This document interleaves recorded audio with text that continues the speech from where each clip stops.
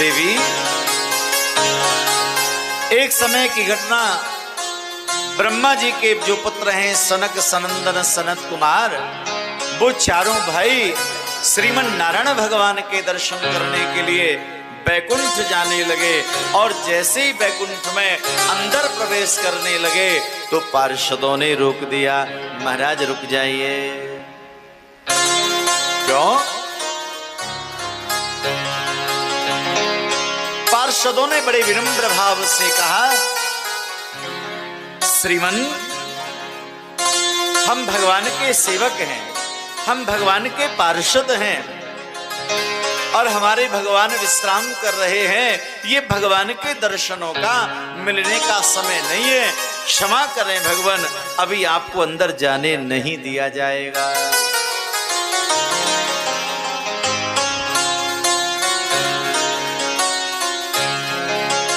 आप यही रहे महाराज,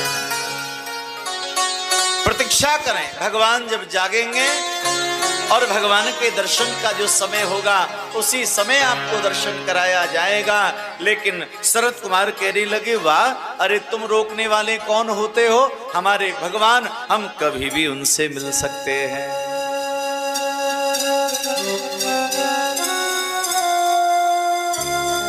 भगवान के भक्तों का माना जीवन ऐसा दिव्य होना चाहिए, काम क्रोध लोभ इत्यादि से परे रहना चाहिए। कथा के माध्यम से बहुत कुछ जानने को मिलता है। माना जो शरद कुमार है उनका क्रोध बढ़ने लगा, सावधान, या तो हमें अंदर जाने दीजिए, नहीं तो जानते नहीं हम शाप दे देंगे, ब्रह्मा के पुत्र हैं, सनत कुमार हैं हम।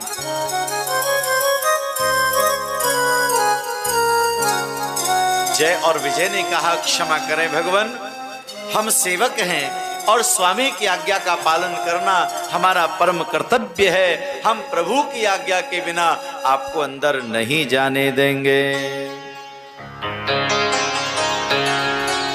अच्छा, शरद कुमारों ने कहा, तुम भगवान से मिलने बाधा उत्पन्न करने का दुस्साहस कर रहे हो, हम शाप दे रहे हैं, तुम दोनों को राक्षस बनना पड़ेगा।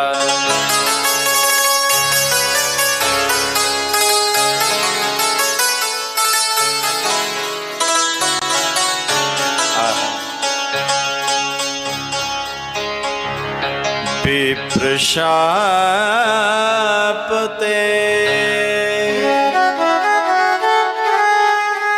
दोनों भाई, तामस असुर देह तीन पाई। शरद कुमारों को क्रोध आ गया और क्रोध में भर करके शाप दे दिया, तुम राक्षस बन जाओ, बैकुंठ में रहने के काबिल नहीं हो, ये हमारा शाप है। शाप दे दिया भैया।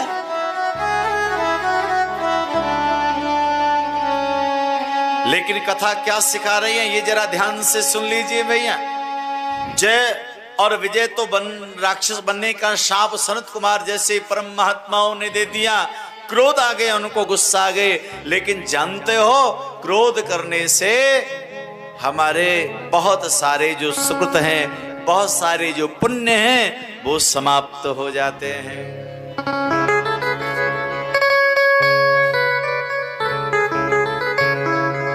इसलिए गीता में भगवान श्री कृष्ण अर्जुन को सावधान करते हुए कहते हैं, अर्जुन, क्रोधात् भवति सम्मोहः, सम्मोहः स्मृतिविभ्रमः, स्मृतिविभ्रंशात् बुद्धिनाशः, बुद्धिनाश प्रणश्यते। एक निवेदन करना चाहूंगा भैया, जो कथा के माध्यम से श्रवण कर रहे हैं, आज प्राय करके हम आप सबके जीवन में सबसे बड़ा दुर्गुण यदि कोई आ गया है, उस दुर्गुण का नाम क्रोध है। क्रोध। और याद रखना, जितने भी काम बिगड़े हैं, जब भी कुछ नुकसान हुआ है, जब भी कुछ बुरा हुआ है, वो क्रोध के द्वारा ही हुआ है।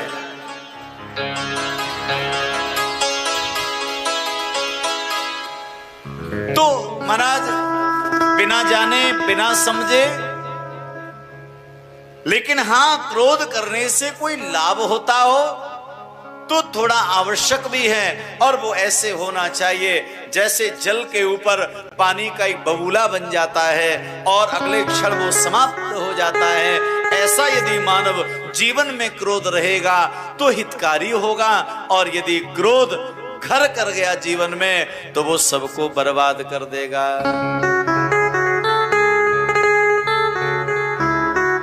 परिवार के संबंध, पति पत्नी के संबंध, पिता पुत्र के संबंध, भाई भाई के संबंध, परिवारजनों के संबंध जो भी आज टूटे हैं, बिगड़े हैं, उसका परिणाम केवल क्रोध है।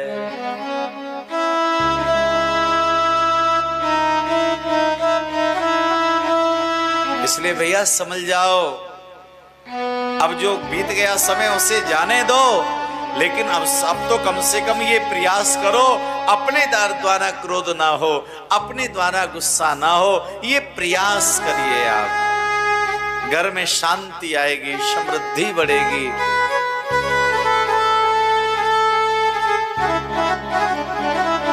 अब जो होना है वो होकर के ही रहता है। किसी पर दोषारोपण करके अनायास क्रोध करना ये ठीक नहीं है भैया।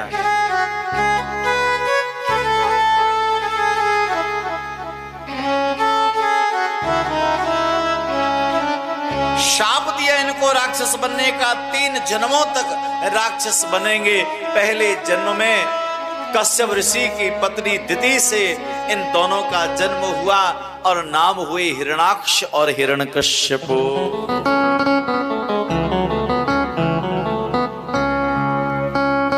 हिरणाक्ष को मारने के लिए भगवान वाराह रूप लेके आए, ब्रह्मा जी की श्वास से उत्पन्न हुए मन, और हिरणाक्ष का संहार किया। हिरण्यकश्यपु का उद्धार करने के लिए भगवान नरसिंह बने और उसका उद्धार किया। तो और दूसरे जन्म में ये रावण और कुंभकर्ण बने हैं।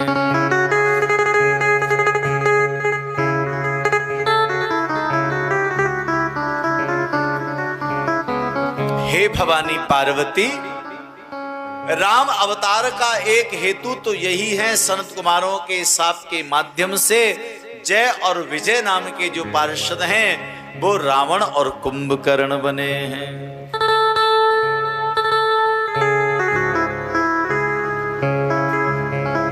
और भैया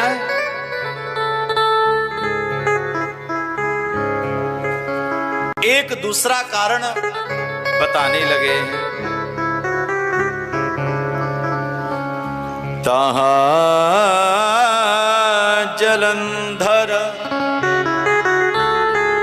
रावण भयो, रनहत राम परम पद दयऊ।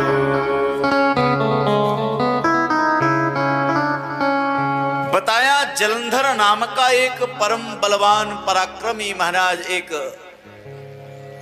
दैत्य हुआ। उसकी पत्नी का नाम था वृंदा, जो परम पतिव्रता दिव्य थी महाराज।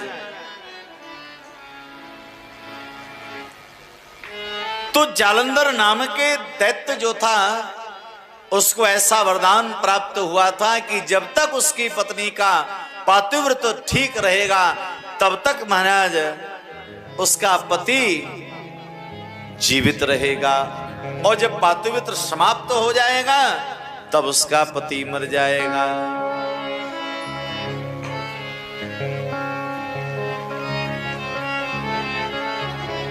जब पूरी त्रिलोकी में जालंधर ने त्राह त्राह मचा दिया, सबको परेशान कर दिया महाराज, तब जाकर के श्रीमन नारायण ने क्या किया, माया के प्रभाव से एक माया रूपी जालंधर जिसके अंग भंग करके वृंदा के सामने डाल दिया।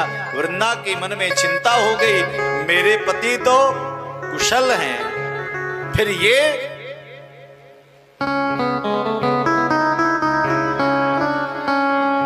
वृंदा को लगा कि लगता है किसी ने मेरे पति को मार डाला और मैं सती हूं। अपने सतत्व के प्रभाव से महाराज, अपने सत और तप के प्रभाव से उस जो माया रूपी जालंधर अंगभंग जो था आज उसको जीवित कर दिया और उसी की सेवा करने लगी, चरण सेवा करने लगी। महाराज सतत्व जैसे ही समाप्त हुआ तब भगवान शिव ने असली जालंधर को मार डाला।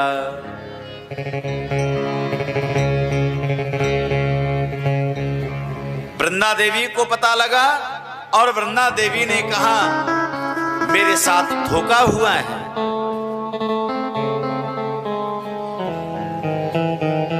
कौन हो तुम? भगवान प्रकट हो गए, कहा मैं तुम्हें शाप देती हूं, तुमने आज मेरे साथ छल किया है, पत्थर बन जाओ। भगवान पत्थर बन गए।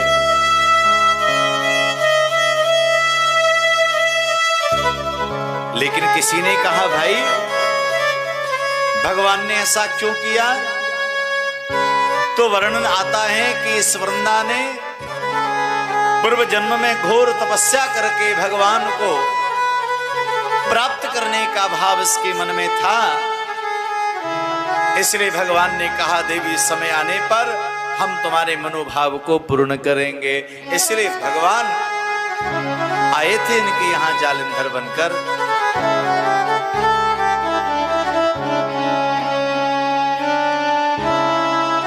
और कथा आती है वृंदा ने साफ दिया जिस प्रकार से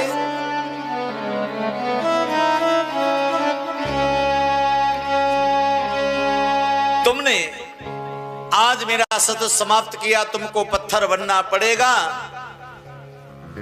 उसी समय समस्त देवता आए और देवताओं ने कहा देवी भगवान को तुमने साप दे दिया, अब क्या होगा?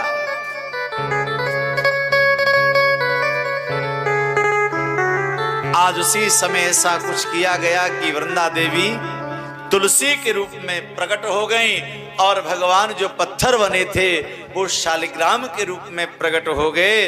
तुलसी शालिग्राम विवाह प्राय करके मनाते रहते हैं महाराज।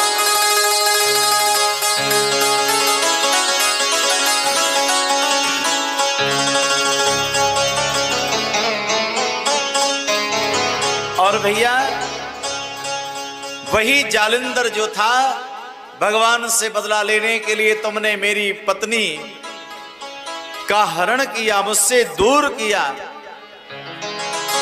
मैं बदला लेकर के लूंगा तुमसे, मैं भी तुम्हारी पत्नी का हरण करूंगा। इसलिए वही जालंधर जो था रावण बना है।